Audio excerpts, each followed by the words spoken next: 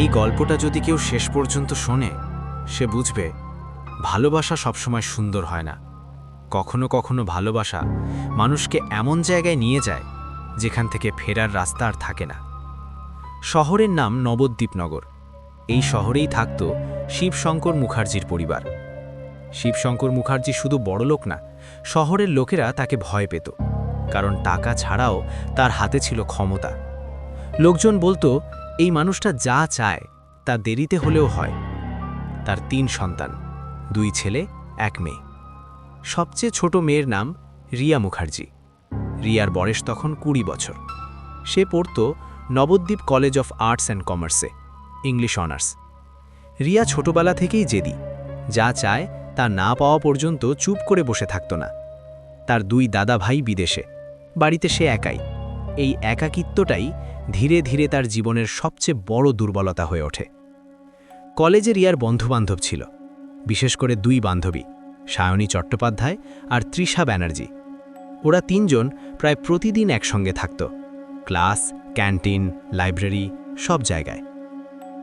আর ঠিক এই কলেজেই পড়ত আরেকজন ছেলে, নাম আরিফ হোসেন। আরিফের বয়স তখন 22 বছর। সে পড়ত একই কলেজে, পলিটিক্যাল সায়েন্সে। কিন্তু আরিফের জীবন রিয়ার জীবনের ঠিক উল্টো। তার গ্রামের নাম চর বাঁশডাঙ্গা, নদীর ধারে ছোট্ট একটা গ্রাম, শহর থেকে অনেক দূরে। আরিফ ছিল 3 ভাই বোনের মধ্যে বড়, একটা ছোট ভাই, একটা ছোট বোন। বাবা আব্দুল করিম, দিনমজুর। মা রসানারা, মানুষের বাড়িতে কাজ করতেন। আরিফ শহরে থাকত একটা পুরনো হোস্টেলে, নিজের খরচ নিজেই চালাত, কখনো টিউশন, কখনো লাইব্রেরিতে কাজ। সে খুব ভালো করেই জানত তার মতো ছেলের জীবনে ভালোবাসা বিলাসিতা, আর তাই রিয়ার দিকে সে প্রথমে তাকায়ও নি। ওদের প্রথম দেখা হয় কলেজ লাইব্রেরিতে। রিয়ার হাত থেকে বই পড়ে যায়, আরিফ তুলে দেয়, ব্যাস, এর বেশি কিছু না। কিন্তু রিয়া সেদিন খেয়াল করে ফেলেছিল এই ছেলেটা অন্যদের মতো না। পরের দিন আবার দেখা, তারপর আবার। ধীরে ধীরে একই সময় লাইব্রেরি, একই টেবিল, একই নীরবতা। আরিফ কথা কম বলতো, রিয়া কথা বাড়াতো। একদিন রিয়া নিজেই প্রশ্ন করে, তুমি এত চুপচাপ কেন? আরিফ হেসে বলে, সব কথা বলার দরকার হয় না। এই কথাটা রিয়ার মাথার ভেতরে বসে যায়। দিন যেতে যেতে দেখা বাড়ে, ক্যান্টিনে বসা, কলেজের পেছনের পুরনো বটগাছ। কিন্তু সম্পর্ক তখনও শুরু হয়নি, কারণ আরিফ চায়নি। সে রিয়াকে একদিন স্পষ্ট বলে, এইসব বন্ধ করো, তোমার আর আমার দুনিয়া আলাদা। রিয়া থামে না। সে ধীরে ধীরে নিজের টাকার কথা বলে, বাড়ির কথা বলে। একদিন বলে সে তার বাবাকে ভয় পায়। এই কথাগুলো আরিফকে নুড়িয়ে দেয়। রিয়ার বান্ধবী সায়নী অনেক সময় তাদের জন্য দেখাশোনা করত। তৃষা ক্লাসের নোট দিত যাতে রিয়া বেশি সময় আরিফের সঙ্গে থাকতে পারে। আরিফের বন্ধু ইমরান সব দেখেও বারবার সাবধান করেছিল, কিন্তু ততদিনে রিয়ার জেদ ভালোবাসায় বদলে গেছে। মাসের পর মাস এইভাবে কেটে যায়, কিন্তু শহরের ওই বড় বাড়িতে সব নজর এড়িয়ে যায়নি। শিবশঙ্কর মুখার্জি একদিন বুঝে যান তার মেয়ের জীবনে কেউ ঢুকেছে, কিন্তু তখনও তিনি জানতেন না এই গল্প কত দূর যাবে। সময়টা তখন এমন ছিল যখন রিয়া আর আরিফ দুজনেই জানত এই সম্পর্ক সহজ না, কিন্তু তবুও তারা থামেনি। কলেজ শেষ হওয়ার পর ওরা আর শুধু বটগাছের নিচে বসে থাকত না, কখনো শহরের ছোট কোনো রেস্তোরাঁতে যেত, এমন জায়গা যেখানে ভিড় কম, আলো মৃদু, আর মানুষ কাউকে আলাদা করে দেখে না। রিয়া হাসত, খুব হেসে কথা বলতো, আরিফ শুধু তাকিয়ে থাকত। রিয়া খাওয়ার বিল দিতে চাইত, আরিফ প্রথমে রাজি হতো না, তারপর ধীরে ধীরে চুপ করে বসে থাকত। এই চুপ করে থাকা রিয়ার কাছে ভালো লাগত, কারণ তার মনে হতো এই ছেলেটা অভিনয় জানে না। কখনো কখনো সায়নী আর তৃষাও থাকত, 4 জন মিলে গল্প, হাসি, ছোট ছোট ইয়ার্কি। সেই হাসির মাঝেই একটা জিনিস বদলে যেতে শুরু করে। রিয়ার ফোনের নেট ব্যবহার বেড়ে যায়, মেসেজ, কল, লোকেশন সব কিছু। বাড়ির ওয়াইফাই লগে সব হিসেব থেকে যায়। শিবশঙ্কর মুখার্জি প্রথমে কিছু বলেননি, তিনি শুধু দেখছিলেন। মেয়ের হাসি বদলে গেছে, আগে যেটা ছিল হালকা, এখন সেটা যেন কারো জন্যে জমে থাকে। একদিন রিয়া ফোনে কথা বলতে বলতে হেসে ওঠে। হাসিটা এমন ছিল যেটা বাবা আগে কখনো দেখেননি। সেদিন থেকেই তিনি নিশ্চিত হন, এই গল্প শুধু কলেজে সীমাবদ্ধ না। এদিকে আরিফের ভেতরে আর একটা যুদ্ধ চলছিল। একদিন রেস্তোরাঁ থেকে ফেরার পথে সে হঠাৎ থেমে যায়। রিয়াকে বলে, এইটা ঠিক না। সে বলে, আমি মুসলমান, তুমি হিন্দু, আমাদের মাঝখানে শুধু পরিবার না, পুরো সমাজ দাঁড়িয়ে আছে। রিয়া প্রথমে হেসেছিল, বলেছিল, ভালোবাসার সামনে এগুলো কিছু না। আরিফ সেদিন প্রথমবার কঠিন গলায় কথা বলেছিল। সে বলেছিল, তুমি জানো না, যেদিন সত্যিটা বেরোবে সেদিন কি হবে।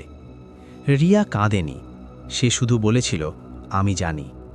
এই আমি জানি আরিফকে ভেঙে দেয়, কারণ সে বুঝতে পারে এই মেয়েটা শুধু ভালোবাসছে না, সে সিদ্ধান্ত নিয়ে ফেলেছে। এরপরও আরিফ দূরে যাওয়ার চেষ্টা করেছিল। কিছুদিন ফোন ধরেনি, ক্লাসে এড়িয়ে গেছে, ক্যান্টিনে বসেনি। রিয়া তখন পাগলের মতো হয়ে যায়। সে একা একা চায়ের দোকানে বসে থাকে, বৃষ্টি হলে ভিজে দাঁড়িয়ে থাকে। বন্ধুরা বলেও তাকে সরাতে পারে না। সায়নী একদিন আরিফকে ধরে বলে, তুমি যদি না আসো ও ঠিক থাকবে না।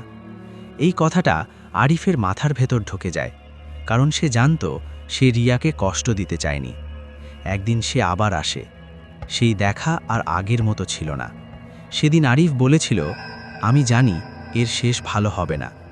রিয়া শুধু বলেছিল, শেষটা পরে দেখা যাবে। সেদিনই আরিফ রাজি হয়ে যায়। কিন্তু রাজি হওয়ার মুহূর্তেই তার মনে হয়েছিল সে এমন একটা পথে পা দিল যেখান থেকে ফিরতে পারবে না। আর ঠিক তখনই শিবশঙ্কর মুখার্জি আরও এক ধাপ এগিয়ে যান। কলেজে লোক পাঠানো হয়, বন্ধুদের খোঁজ নেওয়া হয়, নাম আসে আরিফ হোসেন, একটা মুসলমান ছেলের নাম। শিবশঙ্কর মুখার্জি কিছুক্ষণ চুপ করেছিলেন, তারপর খুব ধীরে বলেছিলেন, এটা এখানেই শেষ করতে হবে। শিবশঙ্কর মুখার্জি কাউকে কিছু বলেননি, তিনি চিৎকার করেননি, রাগ দেখাননি। তিনি শুধু ধীরে ধীরে সব দিক বন্ধ করতে শুরু করেছিলেন। প্রথমে রিয়ার ফোনে নজর, call log, message, location. Riya বুঝতেই পারেনি কবে থেকে তার প্রতিটা হাঁটা কারো চোখে পড়ছে। কলেজে লোক পাঠানো হয়েছিল, খুব সাধারণ মানুষ, দেখতে একদম সাধারণ। কেউ বুঝতেও পারেনি তারা নজরদারি করছে। সায়নী আর তৃষা প্রথম টের পায়। একদিন কলেজ গেটের সামনে একজন লোক খুব ঠান্ডা গলায় বলে, তোমরা রিয়ার খুব কাছের বন্ধু, তাই না? এই প্রশ্নটার ভেতর কোনো কৌতূহল ছিল না, ছিল হুমকি। সেদিন থেকেই সায়নী আর তৃষা রিয়াকে সাবধান করতে শুরু করে। কিন্তু রিয়া তখন কারো কথা শোনার অবস্থায় ছিল না, কারণ তার পৃথিবী তখন একটাই মানুষে আটকে গেছে, আরিফ। আরিফ কিন্তু সব বুঝছিল, সে টের পাচ্ছিল কিছু একটা ঠিক নেই। একদিন কলেজ থেকে ফেরার পথে সে দেখে দুজন লোক দূর থেকে তাকিয়ে আছে। লোকেশন বদলালেও তারা বদলাচ্ছে। সেদিন রাতে আরিফ ঘুমোতে পারেনি। সে জানত এটা আর শুধু ভালোবাসার গল্প না। পরের দিন সে রিয়াকে খুব সিরিয়াসভাবে বলে, আমাদের থামতে হবে। রিয়া হেসেছিল, বলেছিল, এত ভয় পাও কেন? আরিফ সেদিন প্রথমবার ভেঙে পড়েছিল। সে বলেছিল, তুমি জানো না আমাদের মতো মানুষের সঙ্গে কি করা যায়। রিয়া তখনও বুঝতে পারেনি। আরিফ কয়েকদিনের জন্য হঠাৎ গ্রামে চলে যায়। চর বাঁশডাঙ্গা গ্রাম তাকে একটু শান্তি দেয়। মা রৌশানারা তার মুখের দিকে তাকিয়েই বুঝে যায় কিছু একটা হয়েছে। আরিফ সব খুলে বলে। আব্দুল করিম চুপ করে শোনেন। অনেকক্ষণ চুপ থাকার পর শুধু বলেন, এই পথ সহজ না। কিন্তু আরিফ তখন ফিরে যাওয়ার সাহস পাচ্ছিল না, কারণ রিয়া প্রতিদিন ফোন করছিল, কাঁদছিল, বলছিল সে একা হয়ে যাচ্ছে। শেষ পর্যন্ত আরিফ আবার শহরে ফিরে আসে। এদিকে শিবশঙ্কর মুখার্জি নিজের চালটা চূড়ান্ত করেন। তিনি রিয়ার সামনে ভালো বাবা হয়ে ওঠেন, কথা বলেন, হাসেন, বলেন ভুল করেছি। এই পরিবর্তনটাই রিয়াকে সবচেয়ে বেশি ভরসা দেয়। একদিন শিবশঙ্কর মুখার্জি নিজেই বলেন, ছেলেটাকে একদিন বাড়িতে আনো। এই কথাটা রিয়ার কাছে আশীর্বাদের মতো লাগে। আরিফ প্রথমে যেতে চায়নি, কিন্তু রিয়া বলে এইটাই শেষ সুযোগ। আরিফ রাজি হয়। সেই দিনটা খুব স্বাভাবিক ছিল। চা, হালকা কথা, কোনো রাগ না, কোনো বাধা না। শিবশঙ্কর মুখার্জি খুব শান্ত গলায় বলেন, তোমরা যদি বিয়ে করতে চাও আমরা মেনে নেব। এই কথাটা আরিফ বিশ্বাস করতে পারেনি, কিন্তু রিয়া বিশ্বাস করেছিল। এরপর খুব দ্রুত সবকিছু এগোয়। বিয়ে হয়, খুব চুপচাপ, খুব সীমিত লোকের সামনে। আরিফের মনে একটা অদ্ভুত অস্বস্তি ছিল, কিন্তু সে ভেবেছিল সব ঠিক হয়ে গেছে। সে জানত না এই শান্তিটা ছিল ঝড়ের আগের নিস্তব্ধতা, কারণ এই বিয়েটা ভালোবাসার শেষ অধ্যায় না, এই বিয়েটা ছিল একটা পরিকল্পনার মাঝখানের ধাপ। বিয়ে হওয়ার পর রিয়া আর আরিফ ভেবেছিল সবচেয়ে কঠিন সময়টা বুঝি পেরিয়ে গেছে। কিন্তু মানুষ একটা বড় ভুল করে, সে ভাবে বিপদ সবসময় সামনে থেকে আসে। আসলে বিপদ আসে তখনই যখন চারপাশ অস্বাভাবিকভাবে শান্ত হয়ে যায়। বিয়ের পর রিয়া আর আরিফকে শহরের ওই বড় বাড়িতেই রাখা হয়। বলা হয়েছিল কয়েকটা দিন থাকো, তারপর গ্রামে যাবে। রিয়ার চোখে এটা ছিল ভালোবাসার জয়। আরিফের বুকের ভেতরে একটা অজানা অস্থিরতা জমতে শুরু করেছিল। বাড়িটা বড়, খুব বড়, কিন্তু রাতে অদ্ভুত রকম নীরব। রিয়া খেয়াল করেছিল তার বাবা আগের মতো আর তাকান না। মালতী মুখার্জিও কথা বললে চোখ নামিয়ে রাখেন। আরিফ একদিন রিয়াকে বলেছিল, এই বাড়িটা ঠিক না লাগছে। রিয়া হেসেছিল, বলেছিল, এখন সব ঠিক হয়ে যাবে। কিন্তু কিছু ঠিক হয়নি। এক রাতে হঠাৎ করে বাড়ির ভেতরের দরজাগুলো একটার পর একটা বন্ধ হতে শুরু করে। কেউ বন্ধ করেনি, তবুও বন্ধ হয়ে গিয়েছিল। রিয়া প্রথমে ভয় পায়নি, আরিফ পেয়েছিল, কারণ সে বুঝেছিল এই বাড়িতে তারা অতিথি না, তারা বন্দী।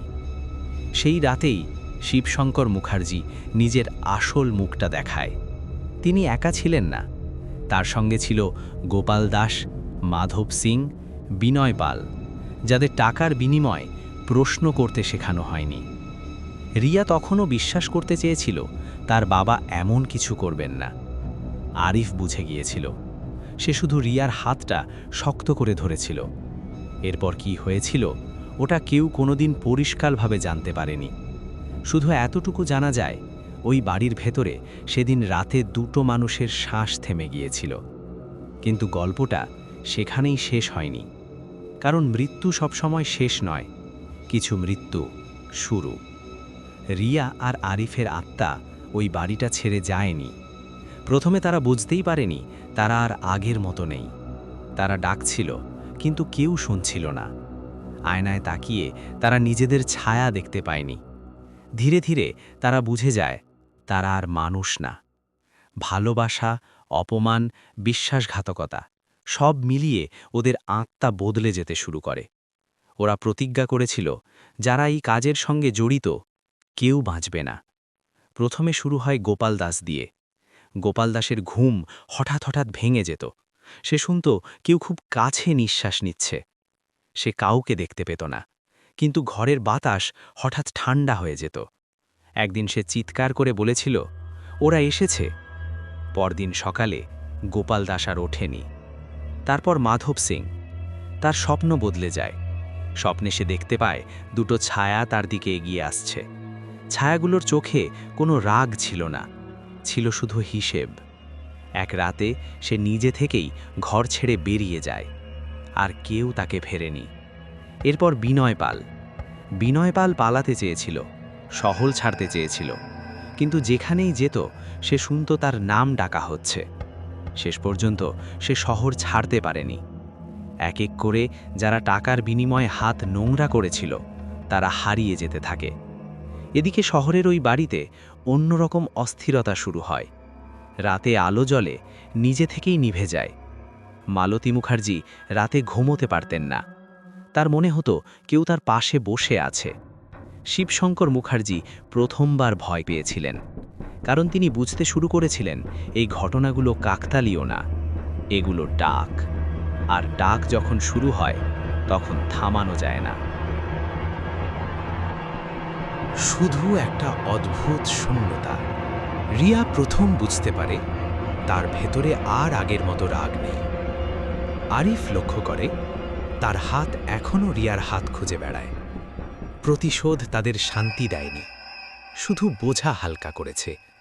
তারা ভাবেনি মরে গিয়েও এত ক্লান্ত হওয়া যায়। ওই বাড়িতে আর কেউ আসে না, কিন্তু রিয়া আর আরিফ যেতে পারছিল না, কারণ তারা বাঁধা পড়ে গেছে একটা প্রশ্নের সঙ্গে। ভালোবাসা কি সত্যিই পাপ ছিল? এক রাতে প্রথমবার রিয়া কেঁদে ওঠে। কান্নার শব্দ ছিল না, কিন্তু বাতাস ভারী হয়ে গিয়েছিল। রিয়া বলে, আমি তো কাউকে কষ্ট দিতে চাইনি। আরিফ কিছু বলে না। সে জানে এই প্রশ্নের উত্তর কোনো মন্ত্রে নেই। তখনই ওই বাড়ির ভেতরে একটা নতুন উপস্থিতি টের পাওয়া যায়। কোনো ছায়া না, কোনো মুখ না, শুধু একটা অনুভূতি, যেন কেউ দেখছে। রিয়ার মাথার ভেতরে একটা কণ্ঠ ঢুকে পড়ে, তোমরা প্রতিশোধ নিয়েছ, এখন হিসেব বাকি আছে। রিয়া ভয় পায়নি, আরিফ পেয়েছিল, কারণ সে বুঝেছিল এটা মানুষের কণ্ঠ না। এই কণ্ঠ তাদের প্রশ্ন করে, তোমরা কি মুক্তি চাও নাকি এখানেই থাকতে চাও? রিয়া আর আরিফ একসঙ্গে তাকায়। এই প্রথম মৃত্যুর পর তারা একে অপরের চোখে পুরনো মানুষটাকে দেখে। রিয়া বলে, আমি শুধু চাই যেন আর কেউ এই বাড়িতে এসে আমাদের মতো না হয়। আরিফ বলে, যদি আমাদের থাকতে হয় তাহলে পাহারা দেব। কণ্ঠটা হেসেছিল, কিন্তু সেই হাসিতে মজা ছিল না, ছিল সিদ্ধান্ত। এরপর থেকেই ওই বাড়ি বদলে যায়। আগে যারা খারাপ উদ্দেশ্যে আসে তারা ভেতরে ঢুকতে পারে না, কিন্তু যারা কৌতূহল নিয়ে আসে তারা ঢোকে। আর ঢোকার পর তারা দুটো গল্প শোনে, একটা ভালোবাসার, একটা বিশ্বাসঘাতকতার। কেউ কাউকে মারে না, কিন্তু সবাই ভেঙে যায়।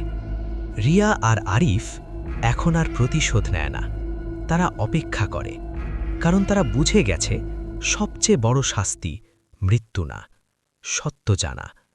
এক রাতে রিয়া আর আরিফ শেষবারের মতো হাত ধরাধরি করে দাঁড়ায়।